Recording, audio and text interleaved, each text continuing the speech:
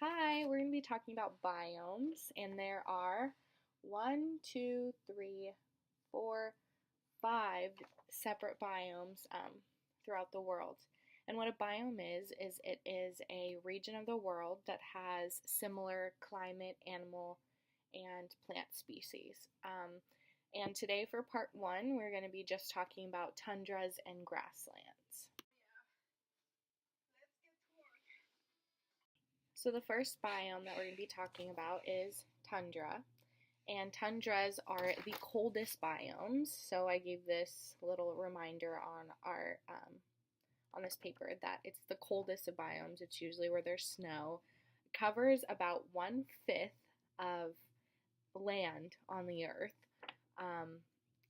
Tundra also comes from the word, a Finnish word that means treeless plain, which is a really good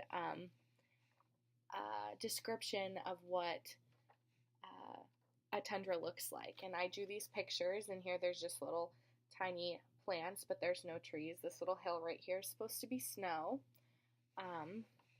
So tundras are mostly located in the Arctic Circle, and that would be why they are so cold, which means that they have very few plant species, very few animal species. The plants that do live there need to be really tough because they need to be able to live through really harsh conditions.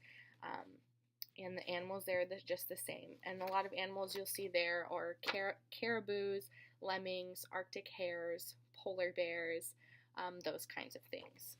So that is our summary of what a tundra is. Think cold. Remember that it covers 1/5 of land, and it is in the Arctic Circle. And then down here again, I just put burr, so you remember that it is the coldest biome that there is. Okay, so next we're going to be talking about grasslands, and this one's a little bit more complicated because grasslands are divided into two separate groups. There's savannas and there is temperate grasslands. So first let's talk about a savanna. I don't know if you've heard that word before, but savannas are really known in Africa. So there's mostly grasses, there's very few trees, just like tundras. They have very few trees. They cover half the surface of Africa. So when you think grasslands, or even when you think savanna, just think Africa. It's very, very hot there, and humans usually can create savannas because they burn down other kinds of grasslands or they're cutting down trees. So savannas, they don't have a lot of life there, as in different species of plants, but the plants there you can find are all different grasses. Grasslands. They have road grass, red oats, star grass, lemongrass, and a bunch of shrubs. And then animals there in savannas, if you think Africa, think elephants and zebras and horses and giraffes. So all those fun Africa animals that you know about. Yes, and then on this paper, what I have to remind us that is savanna. It covers 1/2 of Africa. And when we think Africa, we think of elephants and zebras and giraffes and some wild horses. And then for temperate grasslands, they have really rich soils. So they don't grow a lot of trees, but they do have a lot of richness in their soil, so they're really good for growing stuff. So most of temperate grasslands are in North America, where people have used them for farming and all that kinds of stuff.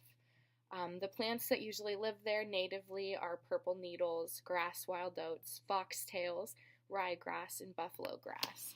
And a lot of animals that live there, they're just grass feeders, and they're like horses and deers and that sort of thing.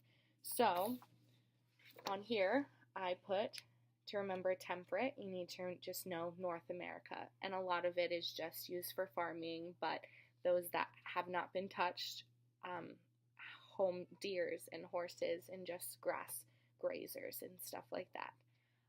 Yeah. So that covers our part one of our biomes lectures. We need to remember that there's 5 biomes, and we just went through 1 and 2. tundra and grasslands.